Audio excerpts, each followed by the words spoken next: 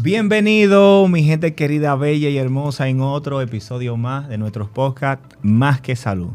Hoy tenemos la dicha, la oportunidad y la cortesía de tener una estrella dominicana que está aquí con nosotros. Un ex atleta, bueno, todavía sigue siendo atleta porque el hombre todavía está en condiciones. Pero realmente ha sido un atleta de relevancia para la República Dominicana. También ha marcado un antes y el después del deporte universitario, ya que presidió en cierto punto la primera medalla o las primeras medallas en Juegos Universitarios Mundiales, o sea, en las Olimpiadas Universitarias. También fue viceministro de Deporte. Y nada, vamos a darle un fuerte aplauso, colega, a Marcos Díaz. Bienvenido, bienvenido. Se quedó el título más importante, amigo suyo, o sea. Es importante. Es importante. Sí, realmente gracias, que sí. Gracias por la invitación. Ha sido un ente de motivación y realmente un ejemplo a seguir, no solamente para mí, sino para muchos dominicanos. Marcos, en el día de hoy vamos a iniciar brevemente contándonos de dónde vienes, tu infancia, el proceso que tuviste que pasar, que superar para convertirte en ese atleta de renombre internacional que te convertiste. Uno de los más importantes que tenemos en la República Dominicana. Gracias. Entonces, gracias. ¿qué tuviste que pasar? ¿Qué el proceso como motivación a todos esos jóvenes que nos siguen en nuestro podcast? Antes que nada, agradecer la invitación, ¿no? Para mí resulta interesantísimo con dos jóvenes médicos estar acá y compartir experiencia y temas vinculantes, ¿no? Bueno, yo, como muchos saben, yo me inicio en la natación por razones médicas, no porque me gustaba el agua, ni mucho menos, ni porque mis papás habían sido nadadores, ni mucho menos.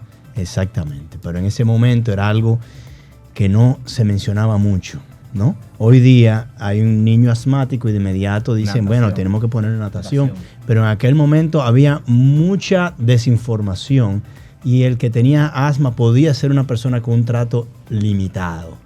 O sea que podían los papás decir, el niño no puede salir a jugar porque es asmático, el niño no puede hacer deporte porque es asmático. Y mira, no, sí tú puedes, pero él no porque él es asmático. Pero mis padres, gracias a Dios, nunca me presentaron el asma como una limitación. Y cuando mi asma era muy preocupante, ellos escucharon de la natación y no vacilaron en ponerme a mí y en ese momento mi hermana mayor Lisa, luego más pequeña mi hermana Patricia, de ponernos de inmediato en natación. Y el deporte que se elige para la familia es en función de la recomendación médica para mí. Y entonces, lejos de ser una limitación, se convirtió en el tratamiento mío para evitar las fuertes crisis que me llevaban a la clínica.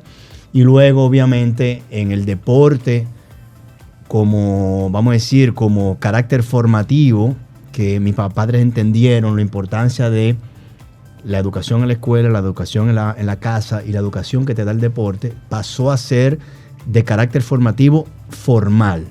Entiéndase formal en cuanto a que íbamos todos a hacer deporte, porque ellos entendían la importancia de que practicáramos un deporte competitivo y ganar las experiencias que te da el deporte en tu formación. Aprender disciplina. Todo lo que trae, la disciplina, ganar, perder, el compañerismo, toda esa sinergia que te da el deporte, que no te la da un aula y que no necesariamente tú la aprendes en la formación del hogar. Para ellos era como la trilogía, un triángulo de formación que iba a tener la casa, la escuela y el deporte.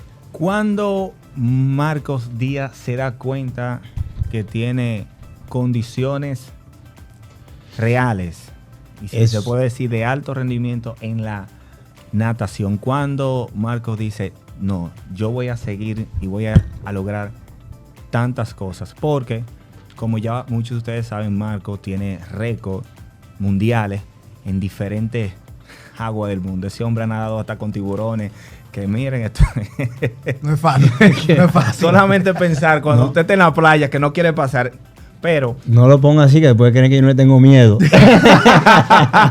Bueno, si lo tiene, lo maneja bastante bien.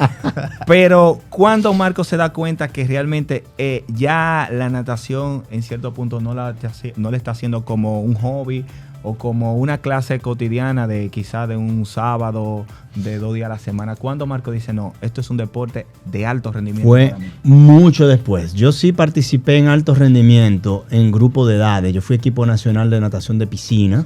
Y obviamente, ¿qué representa eso? Tú lo sabes, José Ángel, que ha sido equipo nacional de judo. La preparación de cualquier atleta comprometido con un equipo nacional. Obviamente 2 sesiones de entrenamiento al día, no de que 2 veces a la semana, no, diario 2 veces. Y esa carga normal y el orgullo de vestir la camiseta del país en un evento te deja marcado para siempre.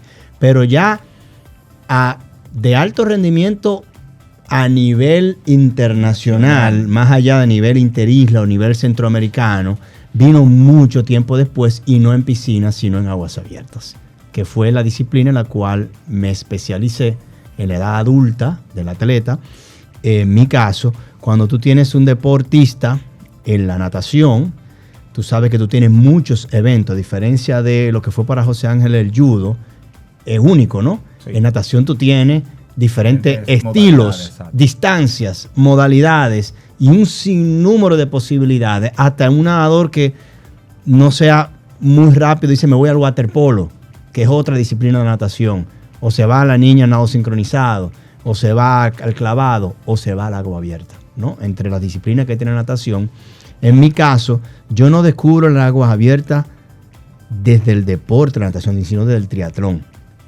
Yo paso de dejar la piscina a empezar deportes de distancia y de resistencia en el triatlón. Atraído por el reto. Simplemente atraído por ¿seré yo capaz de lograrlo? De lograr un triatlón. Y en ese momento no era tan popular como ahora. Y lo anunciaban como algo muy retador. Hoy día un triatlón, cualquier persona no lo va a ver como un reto personal, sí, pero en ese momento era como algo temido. Sí. Y yo decía, yo quiero ver si yo puedo. Y allí descubro lo que era nadar fuera de la piscina. Porque el triatlón se nada en el mar. Y allí entonces otras situaciones de mi vida me llevaron a empezar a involucrarme en la natación en aguas abiertas, que del triatlón era mi deporte mejor. Donde te desarrollaste posteriormente a la natación per se. Exacto, porque nadaba desde los 6 años de edad. ¿Ok? Había sido equipo nacional grupo de edades de natación, y entonces se me daba muy, muy, muy natural. Y cuando empiezo a incursionar en aguas abiertas, descubro los maratones en aguas abiertas. Algo que yo no sabía que existía. Maratones significa nados bastante largos. Ok. Y una cosa, cuando decidiste de pasar de piscina a aguas abiertas, ¿cómo fue ese proceso? Porque en República Dominicana había condiciones para tu preparación. ¿Tuviste que salir del país a hacerlo? ¿Tenías alguna ayuda gubernamental? No, yo no. ¿Cómo fue el proceso? Porque asumo yo que en ese momento no era algo común. Yo no paso de piscina a agua abierta. Yo paso de piscina a triatlón. Y de hecho yo logro hacer equipo nacional de triatlón para un evento Serie del Caribe que se hizo acá, no de número 1. Yo hacía el equipo nacional arañando, pero lo hacía. Tenía a grandes atletas como la calidad de Robert Núñez, que vive en Santiago, profesor de natación, le mando un abrazo. Robert Núñez era la estrella, y yo clasificaba de tercero en el equipo, pero no dije que pegadito, para ¿no? Mantenerte ahí. Pero sí me metí allí. Claro. Y a base de mucha disciplina. Luego entonces, ¿qué paso? De triatlón a aguas abiertas. Y allí, obviamente, no existía ningún tipo de apoyo de ningún tipo. Y menos cuando decimos vamos a hacer ultradistancia. Mi entrenador, Augusto García, es el que ve mi genotipo físico y dice, mientras más distancia, mejor nos va a ir. Entonces, la elección de un deportista no viene por su deseo, viene para que tu cuerpo será mejor. Imagínate que mi aspiración físicamente. Claro. Y él decía que dentro de las cualidades, sí, tú tienes el nadador de piscina, que en una final de unos Juegos Olímpicos el averaje de altura es 6'4". Yo con 5'8" y medio no tengo chance, por más que le ponga. ¿Ok? Para ciertas disciplinas hay un tipo de físico de cuerpo. Entonces, mi cuerpo se adaptaba muy bien, y mi temperamento y mis cualidades y mi enfoque se adaptaba muy bien a las aguas abiertas y mientras más distancia mejor. De hecho, una anécdota es que yo siempre preferí los nados cortos. Los nados cortos porque se nadan en un formato de pelotón con boyas donde se parece mucho al ciclismo. Yo soy un gran fanático del ciclismo y hay mucha estrategia y eso me apasionaba más, pero mi entrenador me decía, ahí no, tenemos que irnos a la ultradistancia, donde son los nados que se hacen más en solitario y donde cada nadador lleva un bote y aún en una competencia tú no puedes nadar en pelotón, tienes que separarte y eso se me daban mejor. Entonces de ahí a ir definiendo dentro de aguas abiertas cuál era la especialidad de las diferentes distancias y fue en ultradistancia, en nados de más de 25 kilómetros, travesías o competencias, donde se nos iba dando, vamos a decir, donde mejor me iba. Ok, si yo me iba a un nado de, por decirte un ejemplo, a veces yo peleaba con mi entrenador que me dejaba competir en un evento de 18 kilómetros, pero ¿cuál era mi meta? Estar top 10. Pero si el evento era de 60, mi objetivo era ganarla.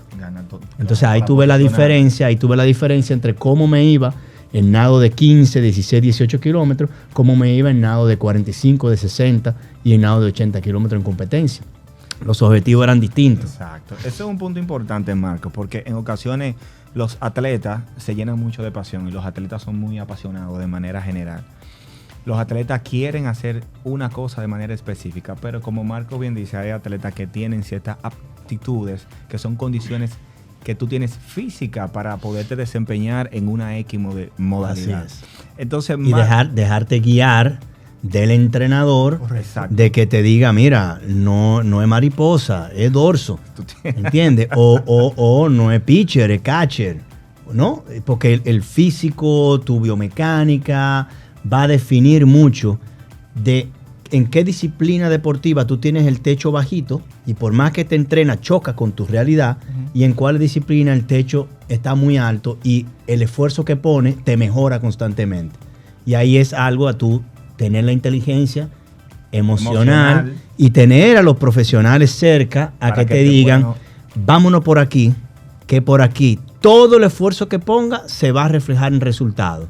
Marco, ¿quién ha sido la persona que dentro de tu carrera deportiva, directamente hablando, ha marcado un antes y un después de tu pensar en el deporte? O sea, esa persona que tú encontraste en el deporte. Yo me defino un gran bendecido de la vida, porque hay cosas que uno no planifica ni elige, que a mí me sucedieron que fueron clave en mis resultados como deportista. Mi padre, no lo elegí, pero tenían una personalidad de, tú quieres, fájate, ¿no? Y nunca me pusieron el asma como que, bueno, estuvo bien para un asmático. No. Exigía igual el primero tiene que fajarte. Y obviamente Augusto García, mi entrenador.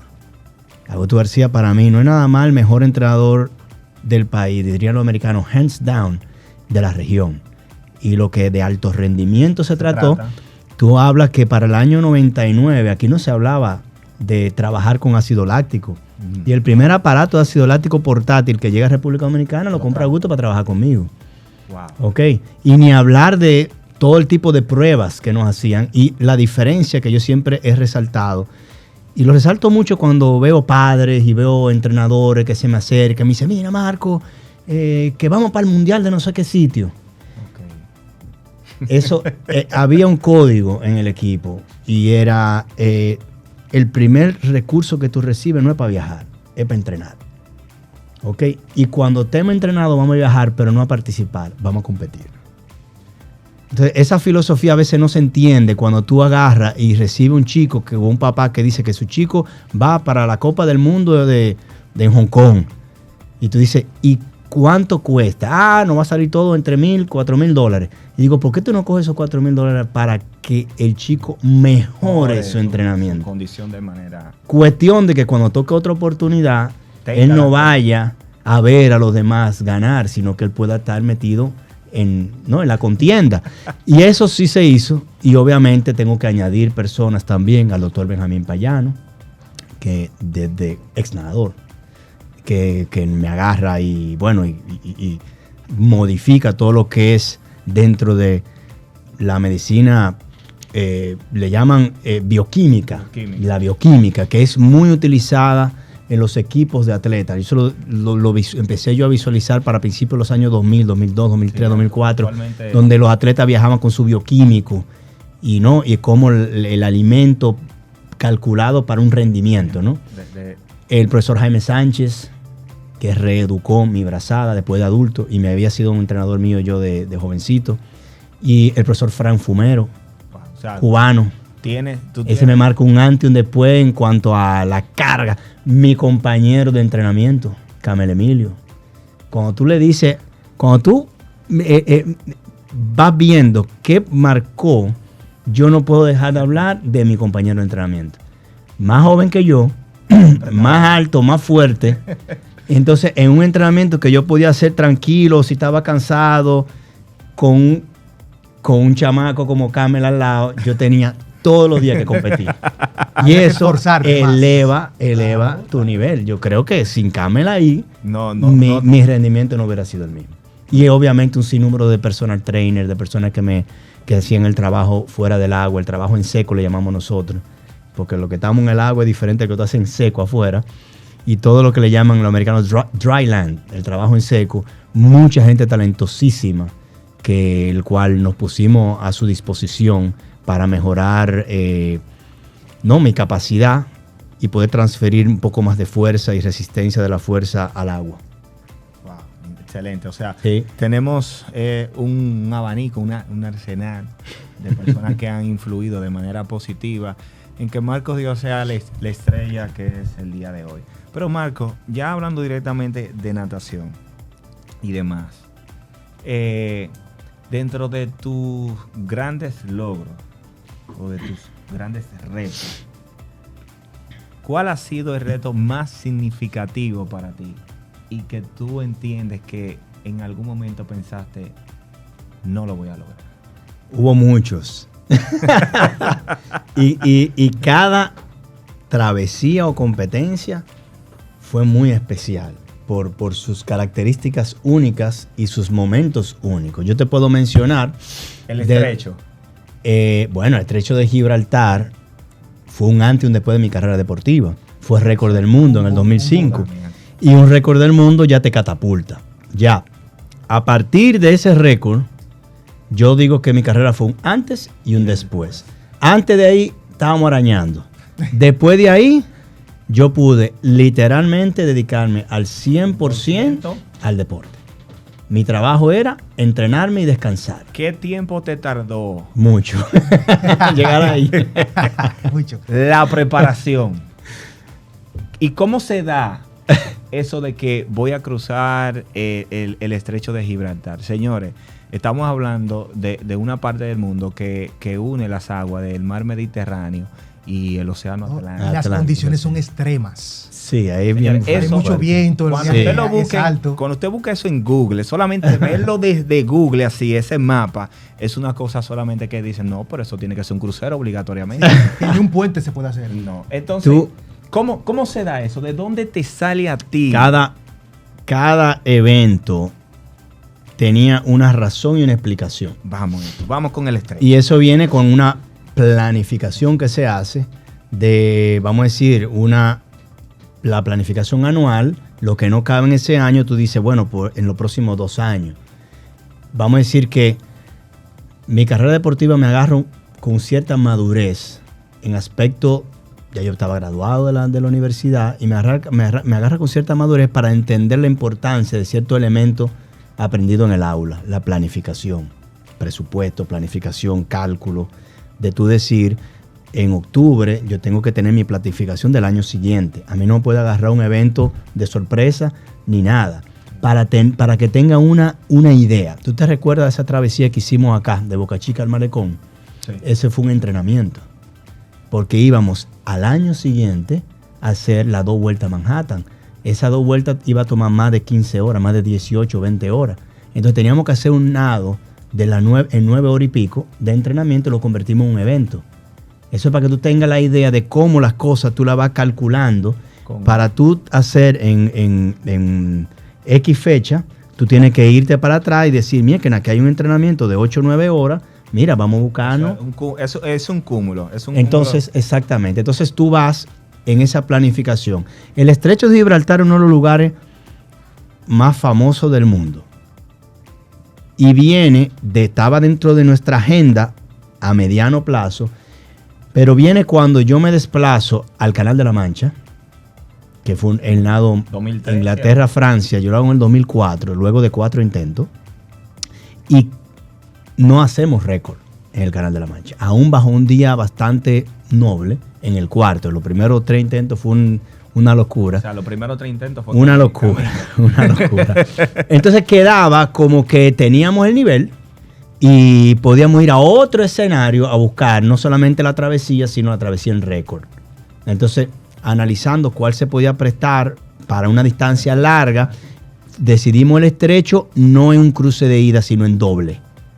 ¿Ok? Más distancia me va mejor. Claro, más tiempo. Cruce de ida, un nado que tú puedes hacer fácilmente debajo de las 3 horas y media, y de vuelta te mete en casi 9 horas. Wow. Porque la corriente del Atlántico Exacto. te pueden ayudar a llegar a África, pero para devolverte a Europa se convierte difícil. Entonces, en el tramo difícil y más largo, donde teníamos chance de recorrer el mundo.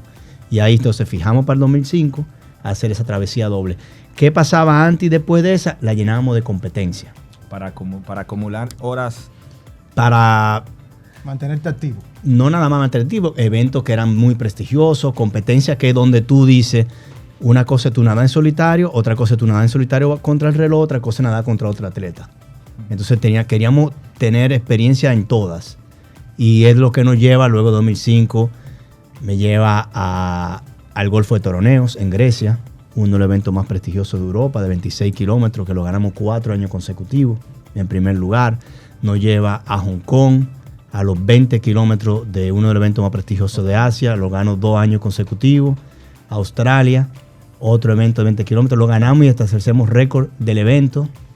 Y así en muchos otros. Una pregunta, Marco. En la pared de su casa, No cabe. con todos esos reconocimientos. No hay ni una medalla ni una foto colgada. No. ¿Y dónde usted tiene todo eso? No me gusta. Eso está en el cuarto.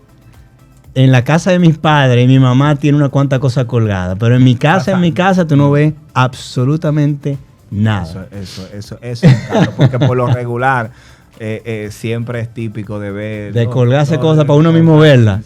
Ya te sabes, con el tiempo eso cogiendo su En mi casa no hay nada Marcos, colgado, nada. ¿Cómo era tu vida siendo atleta? Dígase, ¿qué comía Marcos Díaz? Marcos Díaz era una persona que tenía realmente una dieta, si se puede decir, bien estructurada. Tomabas tus tiempos libres, salía como todo joven normalmente. O sea, ya tú habías agotado una carrera universitaria. Sí. Ya eras atleta. O sea, tú te estabas dedicando prácticamente al 100%. ¿Quién te preparaba tu programa de alimentación? ¿Ya tú estabas educado personalmente o tenías una persona? No, todo siempre recaía sobre los mejores profesionales que podíamos encontrar. Si algo nosotros aprendí, primero es la imperfección del ser humano. Reconocer y tener la humildad de que para lograr grandes cosas se necesita acercarte a la perfección. Y con tantas debilidades e imperfecciones que uno tiene, solamente te puede acercar complementándote con profesionales y con gente que te ayude. Una sola persona no podía hacer. Entonces necesito un equipo. Claro. Yo no puedo creerme que porque sé nadar muy bien, voy a planificar mi entrenamiento yo mismo. Yo tengo que tener un entrenador y por más años y décadas en el agua, de los 6 años hasta los 30 y pico bajitos, yo tenía un profesor recorriéndome la brazada. Para que tenga una idea. Es algo básico. Corriendo la brazada. Entonces, igual otra persona en un gimnasio, que yo sabía cómo se puede hacer una sesión de entrenamiento por nadador, seguro, pero queríamos tener una gente que nos guiara correctamente, que tuviera todo, igual en la nutrición. Ahora bien, dieta, todo atleta tiene una dieta distinta, que es importantísimo saber. Acorde a las necesidades del atleta. Acorde a las necesidades de tu disciplina. Correcto. Y tu físico. Y en mi caso, lo interesante era para la disciplina y cómo yo llegaba de vacaciones, ¿no? Un ejemplo, te sueltan de vacaciones y tú veías, si llegaba muy fit, Eso no le gustaba al entrenador, le gustaba que llegara con una librita de más ¿Qué? para partir de ahí. Para claro que sí. hacérsela quemar. Tú no, en los deportes sobre todo en los deportes de resistencia, el ciclismo, el atletismo, los deportes de rendimiento, tú nunca estás a tope el año entero. No, imposible. Entonces tú tienes que en el año planificar cuándo haces peak, por cuántas pocas semanas lo mantienes y cuándo tú tienes que descender. Si no el cuerpo te baja el cuerpo, te enferma y esa es la reacción del cuerpo, decir, hay que descansar. Está sobreentrenado. Entonces, cuando tú ves un nadador, por ponerte un ejemplo, unos casos muy particulares, tú tienes un evento de natación donde tú tienes los Juegos Olímpicos en el verano y tú tienes una Copa del Mundo en marzo. El tipo que rompe en la Copa del Mundo en marzo no coge ni final en los Juegos Olímpicos, no coge medalla. Está sobrecargado. Porque hizo peak. Demasiado alto. Hizo un pick antes de tiempo. Tuvo que Entonces, mantener. el arte del entrenador es generar los estímulos y las mezclas de estímulos alrededor de su atleta para lograr el pico en el momento indicado. Entonces mi pico era en el verano. En el verano. En el verano era donde identificamos que era que mejor me podía ir, eventos de agua caliente. Ahí era que tú estabas en verano, típicamente era que estaba en el top. En el pico. Y se hacían muchos eventos monitoreo. Yo hacía 2 y 3 macrociclos al año. Después del primer macrociclo me descendían. Y después el segundo macrociclo era el donde yo lograba el pico.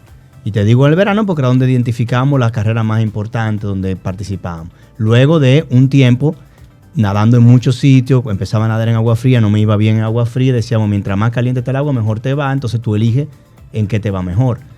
Y entonces la dieta iba en función, no nada más como yo llegaba de vacaciones, sino cómo mi cuerpo iba llegando al verano y dependía de cómo iba la carga. En una semana, le llamamos una semana 3, que es la semana donde más volumen e intensidad se le tira la teta. La 4 era supercompensación, o sea, se baja la carga. En una semana 3, si ya estaba en peso, se comía muchísimo. Un atleta que hace 8 kilómetros en la mañana, 8 a 9 en la tarde. Son muchos kilómetros. Eso es mucha caloría. Si estaba en peso, había que tener abundancia de calóricas. Para que tengan una idea, hubo un momento que yo estando ya en muy buen peso y quedándome todavía unas cuantas semanas de mucha carga, yo tenía que completar la caloría con lo que sea. Hasta con caloría hueca. Ahí era que venían las empanadas. A mí me costaba mucho porque tú después que tú aprendes a comer saludable, ya no te atrae cierta comida.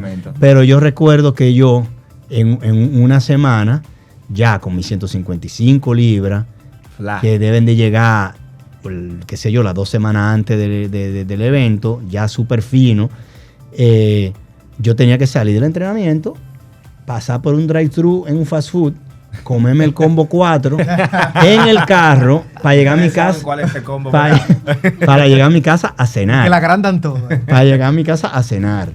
O sea, eso era en el carro para llegar a la casa a cenar, para después, antes de dormirme, volver a comer algo. Para completar. Si estaba en peso, ya entonces las cosas venían ahí. Colega, mire, quizás nuestros seguidores no saben que nuestro invitado Marcos Díaz se ha desempeñado en cargos administrativos, se puede decir, que tiene que ver con el deporte, con administrativos, administrativo a nivel nacional, pero que actualmente está trabajando con lo que tiene que ver con la lucha contra el dopaje a nivel internacional. Tenemos un funcionario. Eso es importante. Sí, vamos a hablar de eso. Interesante. Es un funcionario realmente que está trabajando actualmente desde hace varios años, más de 6 años. Ya bastante. 6 años de manera continua e imparable, a pesar de ya haber cruzado, como ya usted mencionó, colega, en funciones como viceministro de Deporte, aún continúa hoy en día en esta lucha contra el dopaje. Entonces, por la misma línea, Marco, ya hablando de dopaje, ¿qué es el dopaje realmente para un atleta? ¿Y cómo nosotros podemos diferenciar realmente si una persona común también se está dopando? Mire qué interesante, muy interesante. Sobre todo, ustedes que están vinculados en la parte médica y de rendimiento personal, Correcto. fitness, wellness y todo este tipo de cosas. Fíjense qué es el dopaje. El dopaje son las sustancias prohibidas, sustancias controladas y métodos prohibidos en el deporte. ¿Cuáles de los deportes? En el deporte signatario del Código Mundial Antidopaje. Por eso cuando alguien dice, entonces, y dime del pelotero, la Major League Baseball no es un signatario del Código Mundial Antidopaje. Sí, está. Para poner una referencia rápida, que siempre digo, José Ángel, si tú en tu práctica de judo salías dopado, que nunca sucedió, salías dopado por una de las sustancias que han dado los peloteros, el pelotero lo sacan por 51 partidos, por 80 partidos, significa que juega la misma temporada, una temporada de más de 160 partidos. Por la misma sustancia, un deportista signatario del código se va 4 años para su casa. Entonces ya tú te imaginas lo exigente que es el tema de ser signatario del código. ¿Quién es signatario del código? Las federaciones internacionales, los comités olímpicos, las agencias nacionales antidopaje y los atletas dentro de la estructura del movimiento olímpico. Entonces, la pregunta clave. Ahora bien, sustancias controladas Ahí va. son sustancias que existen en tu cuerpo, pero que los niveles están controlados. Y si te pasas de un nivel, entonces estás haciendo trampa. Sustancia prohibida la que no puede aparecer nunca. Dan Ok. una listica, por lo menos las más comunes. Vamos a ponerte un ejemplo. Un estimulante no lo produce tu cuerpo. No. Una hormona la produce tu cuerpo. Y, ¿Ok? Y los métodos prohibidos, tú dirás, ¿pero qué método prohibido? Bueno, tú puedes, como sucedió en el ciclismo, de decir, ok, yo usaba un estimulante de médula para generar más glóbulos rojos, recuperarme más rápido en un Tour de Francia. ¿No, verdad? Y si me recupero más rápido, Claro. Se voy va a más recuperar fuerte, más rápido. voy más fuerte y hay más transferencia de oxígeno a los músculos, me da una ventaja. se va a cansar. Entonces, ahora, cuando se empezó a detectar el uso de esa sustancia, entonces los dopados dijeron, ya no puedo usar este método o esta sustancia exógena a mi cuerpo para estimular la médula.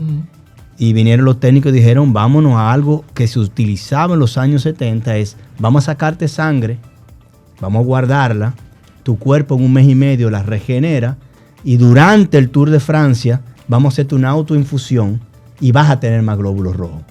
¿Usaste una sustancia prohibida? No. Una sustancia controlada no, usaste un método prohibido. Pero ahí- Entonces, esa es la diferencia de entre sustancia controlada, sustancia prohibida y método prohibido. Ahora bien, la concepción del dopaje, y hay que entender muy claramente lo siguiente, es que es trampa. No vamos a entrar en que si es bueno, si es malo, si Es me hace saludable daño, o si no. es saludable. Es que es trampa. Es que si quedamos que vamos a competir sin mordidas, si tú muerdes, hiciste trampa. En el caso del judo, ¿no? Si quedamos que vamos a competir en ciclismo con una bicicleta con estas especificaciones y la tuya tiene algo que aventaja, hiciste trampa. Entonces, la discusión sobre que si una sustancia es saludable o no, en la lucha del dopaje queda a un lado. Porque gran parte de las sustancias que están en el listado, valga la redundancia, de sustancia controlada y prohibida, son medicamentos o existen en medicamentos para la salud. Entonces, no la vas a satanizar. Imaginémonos que te tomas un antigripal que contiene efedrina, normal, la puedes comprar en farmacia, en supermercado, en cualquier lado. Jala un antigripal, ese efedrina, la ciencia dijo que te genera una estimulación que te puede mejorar tu rendimiento y por eso se dice prohibido el uso. El atleta debe de tener un médico con conocimiento vía la federación o la Federación de Medicina del Deporte o aportado por la misma agencia, cuestión de que el atleta sepa que no se puede tomar cualquier cosa y ante un dolor de cabeza, un resfriado, te indican cuál medicamento no contiene una sustancia que te pueda dar dopaje. Correcto. Marco, en esa línea de desconocimiento por parte de los atletas, han pasado casos, porque realmente para un atleta es frustrante que, o sea, salir dopado por desconocimiento, porque estamos hablando de que si como atleta te suspenden un ciclo olímpico, relativamente a ti te están quitando tu vida. 4 años. 4 años. Vida. Eso Ponte que te reduzcan a 2, pero estamos hablando de que... Eso es mucho. O sea, eso es parte, más del 50% en la gran mayoría de casi cualquier carrera deportiva activa. Entonces, en esa misma línea, esos casos que se dan, que quizá por desconocimiento, un atleta compra un antigripal X y va a los Juegos Centroamericanos. Y le hacen una prueba de dopaje y da positivo. Coge medalla de oro. Coge medalla de oro en los Juegos Centroamericanos. Sale positivo a dopaje. Sí. La sustancia sale que es una molécula que viene directamente con un fármaco como antigripal. ¿Qué pasa? En realidad, ¿cuáles son las medidas? O sea, ese atleta... O sea, ¿cuál es el proceso? Es exacto. El atleta, mira, la lucha se basa en que el atleta es responsable de lo que hay en su cuerpo. Entonces, no importa... Ahí, el hecho de que tú digas que fue una pomada... Una pomada. Que fue mi mamá. Lamentablemente, aunque mami me dio la pomada, yo tengo la culpa. Porque también todos los casos de dopaje intencionado buscan la manera de escabullirnos, que me comí un filete que estaba contaminado, que me comí esto y aquello. Obviamente, si tú demuestras en un caso de apelación que un suplemento proteico que en la etiqueta no decía que tenía esa sustancia y tú pruebas que ese batch de productos estaban contaminados, ha habido casos donde se dice usted está absuelto. ¿Ok? Pero de origen, ese positivo por la sustancia, usted es responsable de su cuerpo. ¿Qué hace el código que entró en vigencia en el 2021? Se le llama un código inteligente porque hace las pruebas sobre sustancias específicas para el deporte específico. Un deporte de resistencia o un deporte de explosivo, levantamiento de pesa, si le encuentras una sustancia que se utiliza para un maratonista, no te hace sentido, ¿no?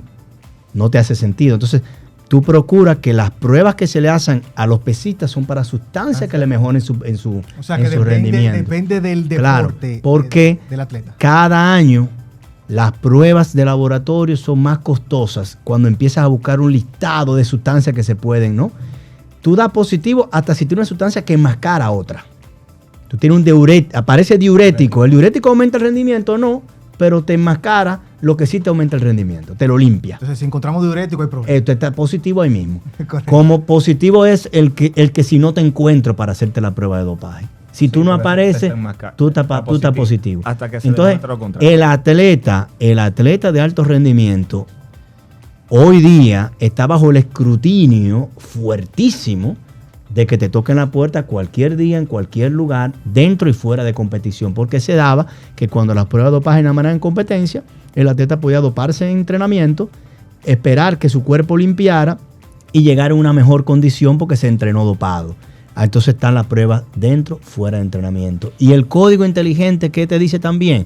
Bueno, que ya algo que criticábamos muchísimo en esta lucha contra el dopaje en el deporte era que si doctor Abreu da positivo, yo te metía el martillo a ti. ¿Qué hacíamos sancionándote a ti? Muy poco. ¿Cómo llegó la sustancia a tu cuerpo? Es lo que no permite meterle mano al problema. Colega, me la dio el entrenador. Me la vendieron allí. Me obligaron. O sea, el equipo ahora. Ya no solamente ya no nada más lleva sanción, sino mira, es que tú vas a esa oficina y allí dopan a todos los atletas de la selección de tal deporte. Y allí es cuando tú puedes descubrir que existe más allá que un atleta que simplemente se lo puso él mismo. El abordaje del tema de dopaje varía según los países. Exacto. Cuando tú hablas de un país desarrollado, tú no puedes ir a hablar de que hay un riesgo de salud. Cuando tú sabes que los que se están dopando están usando a los más prestigiosos médicos en materia de sustancias y el tipo nunca va a tener problemas de salud. ¿Ok? Pero cuando tú hablas en un país subdesarrollado, donde el muchacho se entera de una sustancia, sale a buscarla se la venden en cualquier sitio sin ningún tipo de filtro. Si se excede porque no tiene la asesoría de un médico que cuesta un dineral, entonces vienen problemas que te pueden poner tu salud en riesgo. Correcto. Entonces, la manera como se aborda es muy distinta. Marcos, esta pregunta es muy controversial. Los sistemas de dopaje están en una lucha contra realmente para que no se den este tipo de situaciones donde se utilicen sustancias que aumentan el rendimiento deportivo de los atletas en X competiciones o de manera general. Si se coloca o se expone o se legalizan las sustancias para mejorar el rendimiento, ¿mejorarían realmente las condiciones de los atletas o se perdería la esencia del deporte? Mira, tú haces un abordaje interesantísimo que hoy día, desde hace una semana para acá, a nivel internacional, es parte de un gran debate de grandes grupos de inversión americanos, norteamericanos en su mayoría, canadienses, han creado la idea de hacer unos juegos enhanced game, los juegos ayudados. De hecho, el Comité Olímpico Internacional recién ayer se expresó internacionalmente sobre la creación de estos juegos que supuestamente se van a hacer en el 2025. Y lo que dicen es, no limitemos la ciencia. La ciencia es algo que tenemos para ser superhumanos. Entonces, no la limitemos porque el olimpismo, que tiene todas estas limitaciones, están deteniendo el desarrollo, ¿no? Fíjate que la problemática quizás de esas expresiones está basada en lo moderado, correcto y científico que puede garantizar un médico a un deportista en un país desarrollado. Pero ¿qué hay si a eso se le da rienda suelta? Y se habla, por ponerte un ejemplo, de que el que rompa un récord del mundo tiene $1 millón. En natación, por ponerte un ejemplo, de piscina. Que dice un nadador australiano que fue campeón del mundo, dice, yo me inscribo, me voy a dopar atrás de ese $1 millón. Pero ¿qué hay si un atleta no tiene la capacidad de ponerse en manos de un equipo médico? Sí. Se va a matar, poniéndose sustancias, se va a matar literalmente. Entonces, primero se pierde la esencia de la competición equitativa. ¿Quiénes son los países que más debemos de luchar por ir en igualdad de condiciones? Los países pobres. Claro. Porque tú sabes cuánto pagaba un ciclista en la época de Lance Armstrong. Lance Armstrong pagaba más de $200,000 al año a su médico. Y las asesorías eran de más de $60,000 al año. Asesoría. Tiene que ponerte esta sustancia, esta sustancia, esta sustancia. Tenemos chance. Un deportista dominicano tiene chance para conseguir no $60,000, no $5,000. Entonces, en ese momento tú dices, lo más beneficiado de una estricta lucha contra el dopaje son los que necesitamos garantías de ir al mat en el judo, de ir a las canchas en igualdad de condición. La idea de liberar el deporte en cuanto a sustancias que aumentan el rendimiento, los más perjudicados somos los países en vía de desarrollo. Claro. Excelente. Colega, hemos llegado al final de este episodio. Realmente es lamentable porque ya yo me estaba emocionando. Realmente, escuchar a Marcos realmente hablar es una cátedra. Pero nada, Marcos, nosotros encantadísimos de tener tu presencia y queremos pedirte que nos des un mensaje de motivación para esos jóvenes que están luchando, que son atletas, que quedamos pendientes una parte muy importante, que es la parte académica, que es otra parte, ya que Marco fue viceministro de deporte y también fue director del deporte universitario de manera general. Esos jóvenes atletas que hoy en día son atletas de alto rendimiento y que están estudiando, pero no le están aplicando realmente lo que se necesita para formarse como un profesional académicamente, o sea, competente, no simplemente graduar, sino competente. Un mensaje para esos jóvenes. atletas y público en general? Bueno, tú mencionaste una parte bien demandante para el deportista, que es combinar el aula con las canchas. Y yo creo que, bueno, para mí fueron los momentos más exigentes y demandantes. Gracias a Dios, teniendo muy claro lo que quería, me supe muy bien qué sacrificar para llegar donde pude llegar. Y obviamente no fue sacrificar los libros ni el aula. Decidí sacrificar muchas salidas con amigos, decidí sacrificar muchos eventos sociales, porque sabía la importancia, en el caso de mi deporte, de tener las garantías post-deporte y ante cualquier eventualidad. El deportista puede lesionarse y la lesión termina tu carrera deportiva. ¿Y de qué te apoya? ¿No? Es triste cuando el atleta tiene que apoyarse y mirar hacia el lado y coger un pito y decir, ahora voy a ser entrenador, pero usted no se preparó para eso. Usted lo está haciendo como una consecuencia que te quedaste con la mano en la cabeza. Entonces, haber estudiado sí me permitía la garantía de que si sucedía ese posible evento fatídico al cual está expuesto cualquier deportista, yo tenía la posibilidad de insertarme exitosamente en el mercado laboral. Ahora bien, es tirar para adelante. Tener tu sueño y no negociarlo. Tirar para adelante. Y óyeme, no hay una historia de éxito sin mucho sacrificio.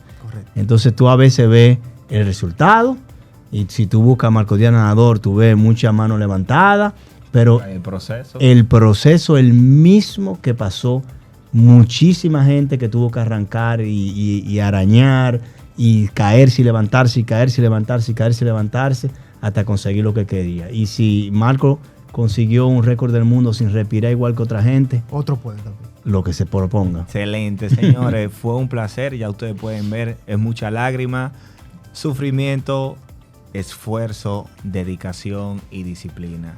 Esas son, de manera resumida, las palabras que Marco nos manifiesta. Discúlpeme. Antes de finalizar, brevemente, ¿te recuperaste de la picadura? Sí, todo bien por esa parte. Gracias a Dios, muy bien. Un momento de miedo para mí y de mucha dificultad, que gracias a Dios, a los amigos y a todo el que intervino y a los médicos, gracias a Dios, todo resuelto. Así es. ¿Qué pasó por la mente brevemente de Marcos Díaz al saber que usted conoce realmente las complicaciones y la letalidad de ese pez piedra? ¿Qué te pasó por la mente en ese momento? De usted nadar con tiburones, de nadar con medusa, usted estando aquí en su casa, en el patio, en su casa. Yo lo digo a veces riendo, me decía yo, wow, cuando tú nadas el oeste australiano, que dice que es la casa del tiburón blanco, no es que no nada viendo tiburones jamás, no vayan a creerse eso. Diantre, pero es para que sea aquí en la orilla. en la comunidad de surfistas conocemos, ¿no? Porque es su día. Pero tú te enteras de un caso cada 10 años, 15 años. Pero tú sabes que no se camina sobre la playa. En la playa rocosa no se camina, eso es como una regla. Porque de hecho, es que puede pasar lo que sea. Un erizo, sí, y ya soy suficientemente incómodo. Correcto. Pisarte una morena, un peleón, y el peor escenario, un pez piedra, por lo doloroso, la toxina y todo esto. Y entonces uno siempre intenta no poner los pies, y eso se estaba para mí, porque eso fue como a 12 pulgadas de agua, cuando fui a pararme. Menos de tus rodillas, o sea, tú estabas ya abajo de las rodillas, literalmente abajo de las rodillas. De hecho, cuando yo regreso a la casa, que mi hijo grande me ve, me dice, papi, tú me ves a mí dar 2 pasos en la playa y me echo un boche y me vocea, porque es como una regla. Es una regla, no, y yo digo que estaba para mí porque fue cumpliendo con las reglas de estar precavido. Yo vengo, me apoyo y digo, no puede ser, tienes un vidrio. Y cuando me reviso, no veo la herida ahí mismo. En el momento sentiste un pullón grandísimo que fue como levantarte del agua debajo de la rodilla, es hacer como un squat muy desde abajo, ¿no? Sí. Entonces dije, pisé un vidrio y lo empujé. Profundo. Me voy como cojeando para no ensuciarme la herida, y de hecho no veo sangre.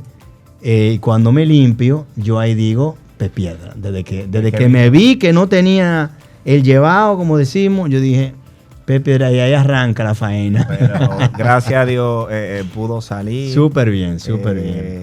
Es una experiencia complicada. Así pero es. nada. De todo se aprende. Sí, Sí, y la sí, experiencia, sí, sí. la experiencia, gracias. Y lo que por- conversamos, yo creo que ponen atención a la gente que no es el miedo de entrar al mar, sino si usted ve fondo rocoso, nade mejor, no Hasta camine, que no usted camine, llegue, claro, exacto. para cuidarse. Le vamos a dar las gracias a nuestro invitado Marcos Díaz. A usted, doctor. Que realmente ha sido una conversación bastante amena. Y que el hombre todavía está frío, ¿usted no lo ha visto? Oh, pero, Qué va.